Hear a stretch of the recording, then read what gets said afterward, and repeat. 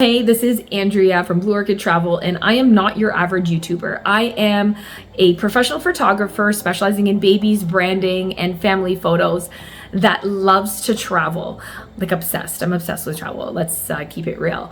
And over the past year, I've had many clients, friends, and people on social media asking me a ton of travel questions. So I decided to pivot and change my photography channel into travel-based. So I am new, I am starting out. I hope you follow along. We just spent a week in Costa Rica, and I'm gonna tell you our 1 week itinerary, what we did, what was good, what was bad, some issues we had along the way, and prices. So come check this out, and if you have any questions, feel free to drop them in the comments below. So it's about a 5.5 hour flight from Toronto to Liberia Airport. When we arrived at Liberia, it took us about 2 hours to get out of the airport. It was super busy. Luckily, when we picked up our car rental from Adobe, it was such a smooth process. Our car was there and ready to go. We decided to go with Adobe Rent-A-Car because their reviews online were fantastic, and especially there was no hidden fees. Car rentals in Costa Rica are not cheap, but I do recommend paying extra for the insurance just because the roads are very rough at times and also unpredictable. So we thought we would just get that extra layer of protection just to be safe. From the airport, it was about an hour and a half to our Airbnb in Playa Avellanas, a quiet surf town. This is our Airbnb, which I have shared in another video. I will link it in the description below. After a long travel day, we decided to keep day 2 simple with beach day and relax. The beach here in Playa Avellanas was super quiet, although we experienced some very crazy winds. Our umbrella broke within 5 minutes. The power went out. There was also some trees that were down, but that did not stop us from enjoying this day. Costa Rican weather can be unpredictable, so you just have to prepare accordingly. We then headed back to our Airbnb just to relax, chill by the pool, and have some lunch.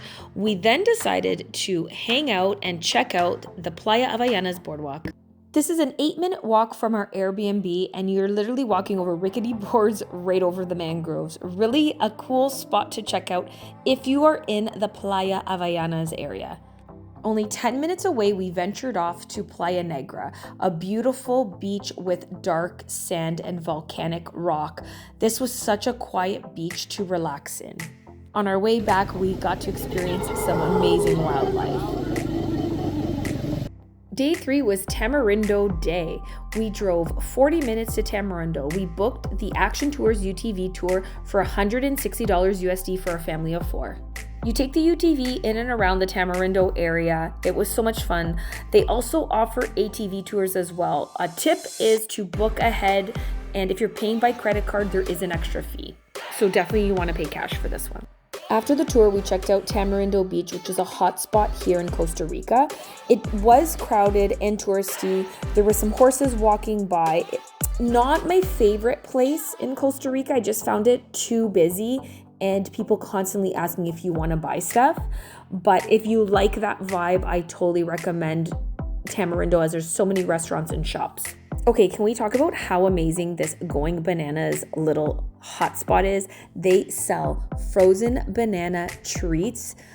I was literally blown away, and I will definitely be back for more. Day 4 started with a Pinilla Canopy tour, which was 15 minutes from our Airbnb. They offer zipline, ATV tours, horseback riding, and more.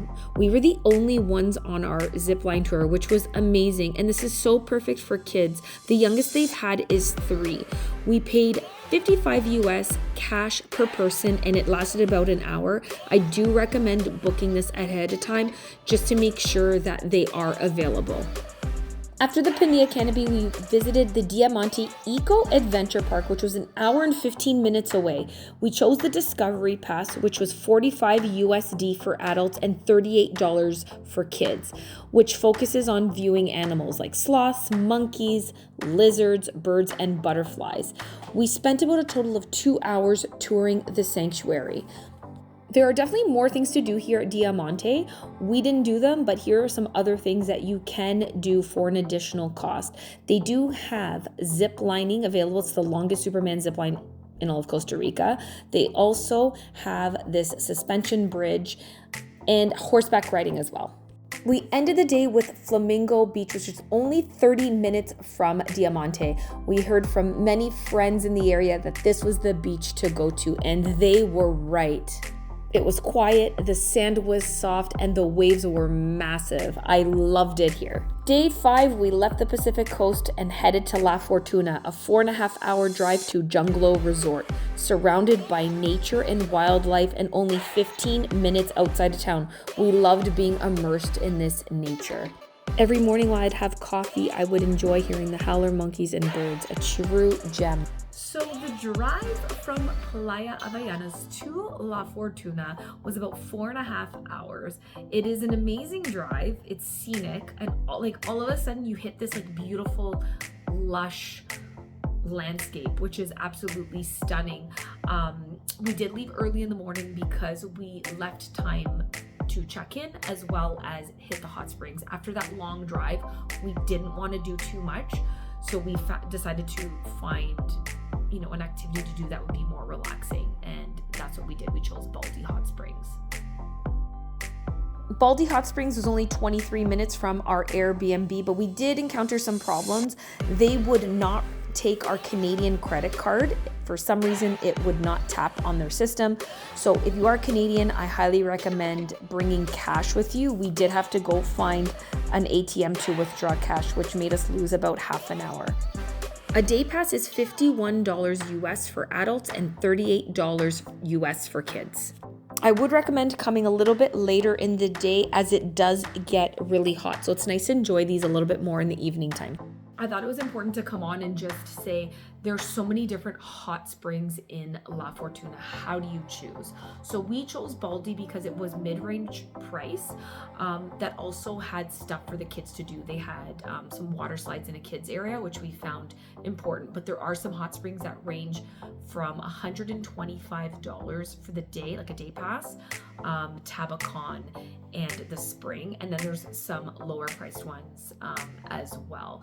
So definitely a lot of options. We did choose Baldi. Also, we went to Baldi like 19 years ago, so we had to go back, and it did not change. You are literally surrounded by this beautiful, lush forest and greenery in over 25 pools. They also have this hot, how do you explain it?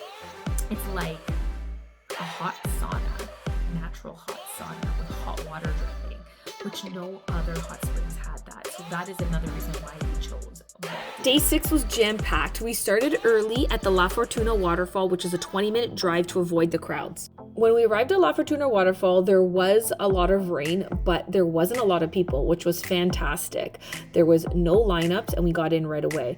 We were unable to see the waterfall from the top view, but when we finally headed down the 500 steps, we were actually really pleased to experience the waterfall in nature pretty much all to ourselves. There was barely anybody there to get in the way of our beautiful photos and our beautiful videos. We were okay not to swim in the falls. Instead, we were lucky to enjoy this entire place to ourselves. I heard it gets really busy, so I do recommend going early to avoid those long lineups. We ended up paying $20 US per person to get in. After the La Fortuna Waterfall, we checked out some local souvenir shops. They sell a lot of handmade and hand-painted art, carved wood, and local coffee. We found a lot of really cool things, and this broke up the day because it did rain, so part of the day. Prices were a little bit more pricey than I thought it would be, but I definitely think it's still worth it to check out local artisans from the area. Definitely nice to bring something back home. Coffee was about $20 US, but it doesn't matter. I still picked up like 12 bags. Once the rain stopped, we decided to go to El Choyan, which was 30 minutes from our Airbnb. This place is magical, and I highly recommend putting this on your itinerary. Right off the side of the road, you go down and there is a natural hot springs. The fact that this is free and something that you can do on your own time is so much more enjoyable and true to Costa Rican culture and experience. Guys, you do not want to miss this. Make sure this makes your itinerary 125%. It's just a short walk off the side of the road, and be sure to bring just your towels. There's nothing else you really need. I actually came in my water shoes and just wore them all the way from the car. Made it a lot easier, less stuff to bring. And then we made it in, and this is like the pure magic of like Costa Rica right here, sitting in the rainforest with my water shoes, enjoying the tranquil serenity and beauty of, you know, the rainforest. And make sure when you do visit that you don't just stay in one spot. Hike up the river and see what other cool spots there are, because we found 3 different spots that we really enjoyed while we spent time here at El Choyan. And don't be scared to talk to people that you see. We learned so much. We met a local that told us that you can actually go behind this waterfall and there's a hidden cave right underneath it. So that was a really cool experience. This is me behind the waterfall cave. And if you're lucky enough, you will see wildlife. We did see a little coati that came over and stole this little Pringles can. So cute. It was not our can, but anyways, definitely really cool experiencing nature and wildlife in their natural environment. So definitely a place to come check out. Highly recommend stopping here. You cannot go to Costa Rica and not have an amazing coffee. This place sealed the deal for me. Sloppy coffee. I was there about 3 or 4 times during our stay. They have free coffee tasting as well as the most delicious pastries. The one thing that really sealed the deal for me is the scenery. You can have your coffee overlooking the rainforest and you will definitely encounter wildlife. We saw toucans, this great curassow, and coati. We also booked a night walk at Mirador El Silencio, which was a 34-minute from our Airbnb. We booked with a local guide named Mauricio for the night walk, and this guy knows his stuff. I highly recommend booking with him. Right away, we saw leafcutter ants. We saw some amazing birds, the great curassow, and it's not even nighttime yet. So I cannot wait to show you what we saw on this fantastic, scary, out of the comfort zone night walk tour. We paid $35 US per person, which did include our entrance to Mirador El Silencio. Guys, not even 5 minutes into our tour, it got dark really fast and we headed right to the frog area. And we encountered right away what I wanted to see was the red-eyed tree frog in action. This guy is so cute. And we saw so many of them. You are definitely guaranteed to see something, more than something, when you book a tour like this. Keep in mind, these are only animals that you will see at night when you book a night walk. So if you want to see these kind of animals, book for night. We also saw the stick-a-bug and a spider. And as we were walking, we also captured an eyelash pit viper. I am terrified of snakes, but somehow in the Costa Rican jungle, I get this adrenaline and I'm excited to see it all. The most adorable little frog hopped on my camera and, you know, he wanted his picture taken, I guess. Here's another crazy spider that I've never seen before. Huge. This is what I came to Costa Rica for. I wanted to see this glass frog, and at the end of our tour, we finally found one.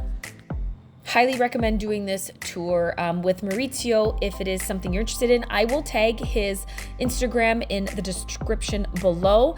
If you have any questions, you can always ask me, but this is a must-do in Costa Rica, La Fortuna for sure. On our last day, we were up early and headed to Mystico Hanging Bridges, which was a 45-minute from our Airbnb. I do recommend booking your tickets online in advance so you can pick the best time of the day that you want to visit. I do recommend booking early in the morning as there's less people, because you will have to wait in line to cross those hanging bridges. People go over them so slow, taking pictures and videos, and really take their time. I included the costs here, $32 per adult. I did book ahead, but I paid when I got there. I don't recommend booking a guided tour unless you're really into nature and you want that 2-hour walk to be about 4 hours. We did it with ourselves, with our family, and just literally took our time going through the bridges and nature and just exploring. It was overall a great relaxing day. We did go at about 9 in the morning and there was not a lot of people. There was this little magic waterfall that we found along our way as well. Make sure you have time to check out a local soda in Costa Rica. My favorite was Soda El Tornito in La Fortuna. A soda is a local restaurant with Costa Rican cuisine at an affordable price. This one was by far our favorite. It had charm, the food was amazing. And if you see the local drink Cass on the menu, I highly recommend it. It's a fruit that is only available in Costa Rica. After lunch, we visited the El Salto rope swing. This is a waterfall and a rope swing right at the side of a road, and it did not disappoint. I was terrified, but I've seen so many YouTubers do it, and I'm like, I have to do this at least once in my life. I admit I did it twice, and that was it. I didn't do it anymore, but I can at least say I did it once, and I do highly recommend it. It was so much fun. It's usually filled with a lot of people, but I do recommend going because even if you're scared of heights, there are these little waterfalls that you can sit in right close by. Such a gem. Add this to your itinerary right now. You will not be disappointed. On my last day, I met James for some Costa Rican street food called caldosa. This is ceviche mixed in with their ranchitos chips. I didn't know what to expect, to be honest, but I knew I had to try street food. I watched so many YouTube videos on travel and street food, and I'm like, it's usually pretty good. And this did not disappoint. This was so good. I highly recommend trying it if you're in Costa Rica, in the La Fortuna area. If you see my friend James, let him know that you saw him on YouTube and he's highly recommended. That ends our 7-day itinerary. If you have any questions, you can always reach out to me, and I hope you have fun on your next Costa Rican adventure. That's it for now. Follow for more.